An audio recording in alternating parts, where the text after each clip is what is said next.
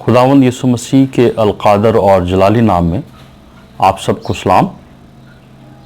और जैसा कि हम 5 दिनों को कवर कर चुके हैं, अब आज से हम 6ठे दिन की तख्लीकात की तरफ, जो हम जेनेसिस पैदाइश तकवीन की स्टडी कर रहे हैं, मुताला कर रहे हैं, उसमें आगे बढ़ेंगे। पैदाइश पहले बाब की 24 से 25 आयत तक जब हम देखते हैं तो यहाँ लिखा है, और खुदा ने कहा कि ज़मीन जानदारों को उनकी जिन्स के मुआफिक चौपाए और रेंगने वाले जानदार और जंगली जानवर उनकी जिन्स के मुआफिक पैदा करे। और ऐसा ही हुआ। और खुदा ने जंगली जानवरों और चौपायों को उनकी जिन्स के मुआफिक और ज़मीन के रेंगने वाले जानदारों को उनकी जिन्स के मुआफिक बनाया, और खुदा ने देखा कि अच्छा है। 6ठे दिन जब काम शुरू हुआ तो खुदा ने जानवरों को, रेंगने वाले कीड़े मकोड़ों को, रेंगने वाले जानवरों को, जिनमें अलग चौपाए और फिर जंगली जानवर मुख्तलिफ किस्म के, वो उनकी जिन्स के मुआफिक बनाए। तो 6ठे दिन जंगली जानवर, चौपाए और जितने भी रेंगने वाले जानवर हैं वो बनाए गए। और अगर आप गौर करें तो पूरी दुनिया में बहुत से जंगली जानवर हैं और लाखों किस्म की उनकी स्पीशीज़ हैं, लाखों किस्म के उनकी किस्में हैं, जिनसें हैं। हैरान हो जाता है इंसान। कुछ सब्ज़ी खोर जानवर हैं, कुछ गोश्त खोर जानवर हैं, कुछ रेंगने वाले हैं, कीड़े मकोड़ों की लाखों किस्में हैं, और जानवरों में बहुत सी दुनिया में किस्में हैं। कुछ ऐसे जानवर हैं जो घरों में पाले जा सकते हैं, और 4 पैर से मुराद चौपाए जब हम बोलते हैं। कुछ चौपाए ऐसे हैं जो जंगलों में रहते हैं, वो जंगली दरिंदे हैं। जब ये सारी लाखों किस्म की जो स्पीशीज़, जो जिनसें हैं, जो किस्में हैं, जो हम बाइबल में देखते हैं, तो इंसान हैरान हो जाता है कि खुदा कैसा ज़बरदस्त खालिक है। और खुदा ने जब वो सब बना लिया तो लिखा है, खुदा ने देखा कि अच्छा है। जानवरों की ये सारी अक़साम और ये सारा खूबसूरत काम आप देखें, कलरफुल उनके काम हैं। अगर ज़ेब्रा को आप देखें, ज़राफ़ा को देखें, शेर को देखें, राइनोस को देखें, मुख्तलिफ चीज़ें देखें, गैंडों को, हाथियों को, और छोटे बड़े खूबसूरत जानवरों को, और बहुत से कीड़े मकोड़ों को, तो इंसान हैरान हुए बगैर नहीं रहता। लेकिन यहाँ पर मैं आपको बताना चाहता हूँ कि ज़मीन व आसमान, पानी, रोशनी, फिर पानी और ज़मीन का अलहदा किया जाना, खुश्की बीच में से नज़र आना, फिर पौधे, हरी बूटियाँ और घास फूस, और फिर सूरज चांद सितारे, और फिर हम देखते हैं कि परिंदे और मछलियाँ, जब ये सब बन गया। और 6ठे दिन फिर मुख्तलिफ़ किस्म के जानवर खुदा ने बनाए, बायोलॉजिकल जो एनिमल्स हैं वो बना लिए। तो इसमें जब हम इनकी अगर गहरी स्टडी करना चाहें तो पौधों के ताल्लुक से हम बॉटनी में, साइंस में अगर हम पढ़ते हैं तो बॉटनी में पढ़ सकते हैं।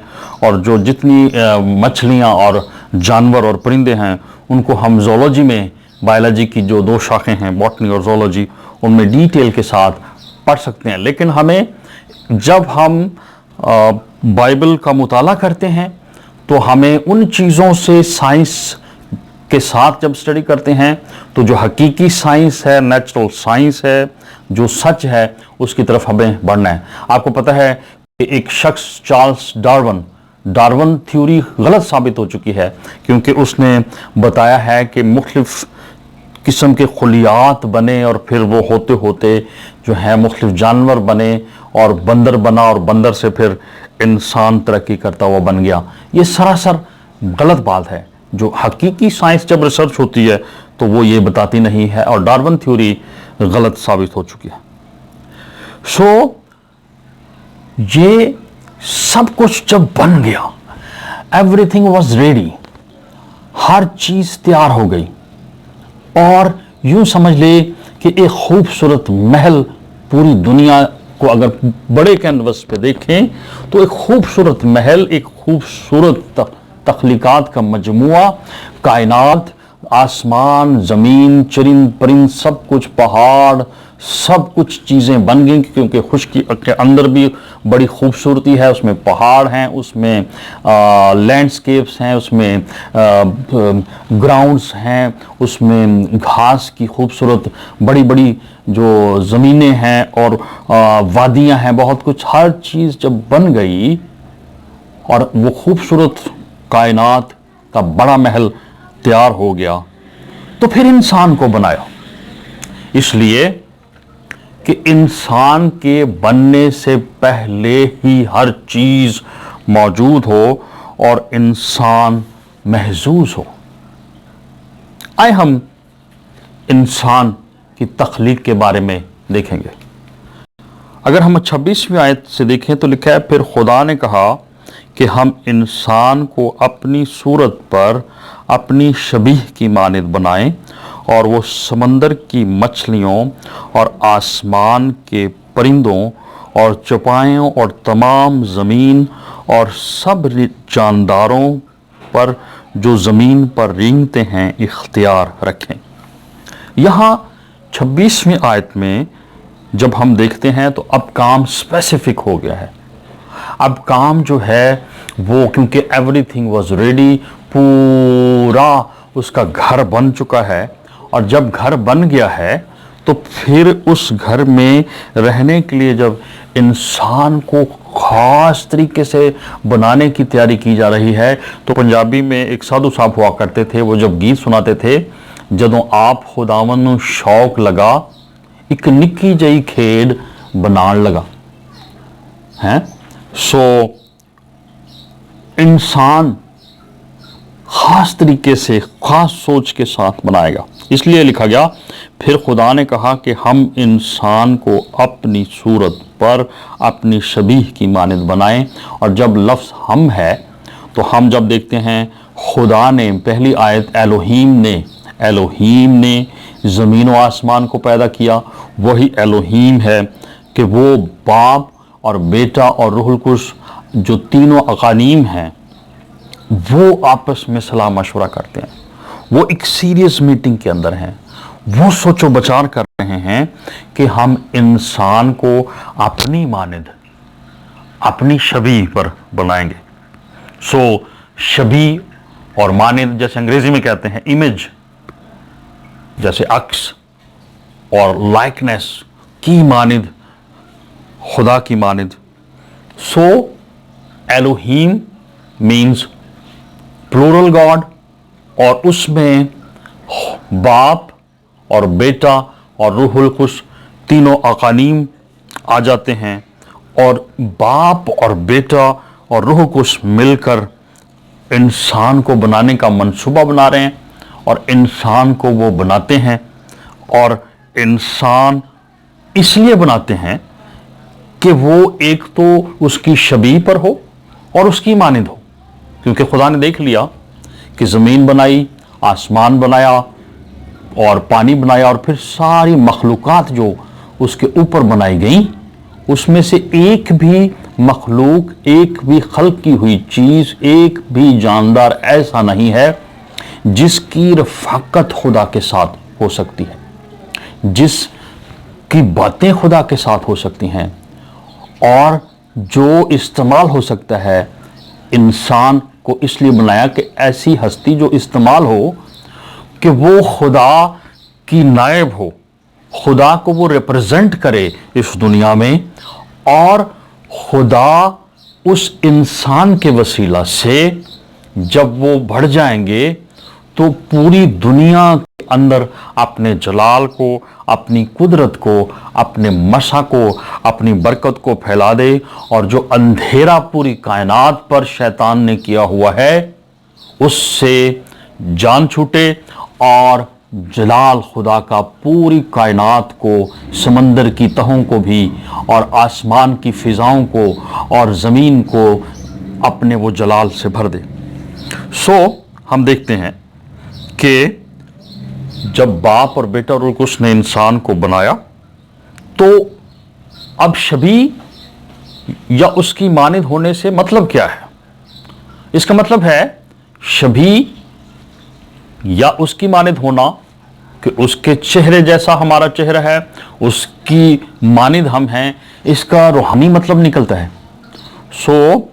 एक तो इंसान इख्तियार के हिसाब से, डोमिनियन के लिहाज से पूरी दुनिया पर वो हुकूमत करे, और जब वो पूरी दुनिया पर हुकूमत करेगा, इख्तियार रखेगा, इसका मतलब ये है कि खुदा का इख्तियार इंसान के वसीला से, खुदा का जलाल इंसान के वसीला से पूरी दुनिया पर होगा, उसका इख्तियार इंसान के वसीला से होगा। और एक और पहलू निकलता है कि खुदा क्योंकि पाक है और इंसान भी पाक पैदा किया गया है, और खुदा क्योंकि बाप और बेटा और रूह कुद्स है, और इंसान भी रूह, जान और बदन, क्योंकि रूह उसके अंदर है, और रूह और पाक रूह मिल जाते हैं। और जब इंसान की रूह और पाक रूह मिल जाते हैं तो फिर इंसान को इख्तियार भी मिलता है, और इससे खुदा का जलाल पूरी कायनात को अपने आप से भर लेता है। फिर हम देखते हैं एक और बात, हमने देखा कि खुदा का इख्तियार इंसान के पास है, इंसान के लिहाज इख्तियार के वजह से वो खुदा की तरह है, और फिर पाकीज़गी के एतबार से वो खुदा की तरह है। और ये इख्तियार और पाकीज़गी खुदा की सरिश्त, खुदा की फितरत की वजह से इंसान के अंदर आती है, और इंसान के अंदर भी खुदा की तरह फितरत है, वो खुदा की तरह है, खुदा की अक्स है, खुदा की मानिंद है, क्योंकि जो खुसूसियात खुदा के अंदर हैं, जैसे मैंने बताया, रूह, जान और बदन, और बाप और बेटा और रूह कुद्स। अगर इसकी गहरी स्टडी में जब हम बाद में जाएंगे तो हम इसको देख सकते हैं। 27वें आयत पे लिखा है, और खुदा ने इंसान को अपनी सूरत पर पैदा किया, खुदा की सूरत पर उसको पैदा किया, नर और नारी उनको पैदा किया। और सूरत, जब हम इमेज की बात कर रहे हैं, अक्स की बात कर रहे हैं, छवि की बात कर रहे हैं, तो मुझे याद है जब मैं सेमिनरी में था, बाइबल कॉलेज में, तो हमारे उस्ताद मोहतरम जनाब डॉक्टर लियाकत कैसर साहब बताया करते थे कि जो इमेज है खुदा का, सूरत खुदा की, ये हमारा जो चेहरा है। इसलिए जब आप अपने बच्चों को भी समझाने के लिए आप कोई छोटी मोटी सज़ा देते हैं तो कभी भी उसके मुंह पर थप्पड़ ना लगाएं, क्योंकि ये खुदा की सूरत, खुदा की शबी है, क्योंकि खुदावंद यीशु मसीह ने भी हमारे जैसा चेहरा लिया। तो हमारा चेहरा और खुदावंद यीशु मसीह का चेहरा एक जैसा है। तो कभी भी अगर हम किसी इंसान को थप्पड़ मारते हैं तो इसका मतलब यह है कि हम खुदा को मारते हैं, और खुदा को उससे प्रॉब्लम होती है, खुदा उससे खुश नहीं होता। तो खुदा ने जब बनाया इंसान को तो उसको नर और नारी बनाया। ये खुदा ने आदम और हवा को जब बनाया तो मेल एंड फीमेल बनाया। और वो क्यों? ताकि उससे एक खुदा तर्स नस्ल पैदा हो और आदम और हवा के आगे बच्चे हों, और न सिर्फ आदम और सिर्फ हवा से ही, बल्कि उनके बच्चों के वसीला से, उनके बच्चों के बच्चों के वसीला से, और उनकी कई अगली नस्लों के वसीला से जो सैकड़ों सालों में, हजारों सालों में फैल जाएंगे पूरी दुनिया पर। हर कोने के अंदर, ज़मीन के हर कोने पर खुदा का जलाल फैलता जाए, खुदा की रोशनी, खुदा की बरकत, खुदा का मसा फैलता जाए, और इंसान शैतान को शिकस्त दे खुदा के वसीला से, और खुदा इंसान के वसीला से शैतान को शिकस्त दे। और खुदा ने उनको बरकत दी और कहा कि फलो और बढ़ो और ज़मीन को मामूर व महकूम करो, और समंदर की मछलियों और हवा के परिंदों और कुल जानवरों पर जो ज़मीन पर चलते हैं इख्तियार रखो। सो खुदा ने उन्हें बरकत दी। इससे पहले 5वें दिन के अंदर भी हमने देखा था कि खुदा ने उनको जब परिंदे और मछलियां बनाई तो उनसे कहा, उनको बरकत दी और कहा कि फलो और बढ़ो। लेकिन इंसान के लिए उसने 4 लफ्ज़ इस्तेमाल किए। जब बरकत दी तो बरकत के अंडर, बरकत जो लफ्ज़ है उसके नीचे 4 उसने चीज़ें कहीं। सो बरकत से क्या मतलब है? बरकत का मतलब है नंबर 1 फलो, तुम्हें फल लगे। जब किसी इंसान की शादी होती है और जब वो 1 से 2 होते हैं तो फल लगता है, तो 1 से 2 जब जोड़ा बनता है तो फिर 3 होते हैं, क्योंकि इंसान को फल लगता है। और हम सब एक दूसरे को मुबारकबाद देते हैं जब किसी के बेटा या बेटी पैदा होती है, क्योंकि ये फल इंसान को लगता है। और जब फल लगता है तो लाजमी बात है, शादी होती है तो 1 से 2 होते हैं, गिनती बढ़ती है। सो 2 से 3 होते हैं, गिनती और बढ़ती है, और खुदा और भी बच्चे देता है। सो फलो और बढ़ो, बढ़ जाओ। बढ़ने से मतलब है कि फल से मतलब फ्रूटफुल हो जाओ तुम, और बढ़ने से मतलब है कि नंबर्स में, गिनती में बढ़ो। सो हमें गिनती में, तादाद में बढ़ना है। सो बरकत का मतलब है कि हमें फल लगे, और इसके साथ फल लगने के वसीला से हम गिनती में भी बढ़ें। और फिर तीसरी बात लिखी है कि ज़मीन को मामूर कर दो। अंग्रेजी में लिखा है कि फिल कर दो, भर दो। सो जब इंसानों से ज़मीन भरती है तो ये खुदा की बरकत है कि फल लगता है, गिनती में बढ़ते हैं, और फिर ज़मीन को भरते हैं। किसी मोहल्ले को हम भर देते हैं, किसी एरिया को हम भर देते हैं। क्यों? इसलिए कि इंसान बढ़ते चले जाते हैं।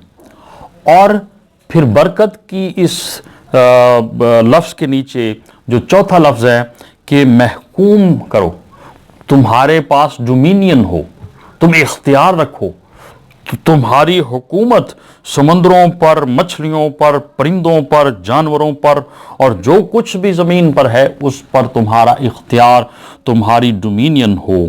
इख्तियार रखो। बरकत के नीचे ना सिर्फ फलना है, ना सिर्फ बढ़ना है, ना सिर्फ भरना है, बल्कि इख्तियार भी है।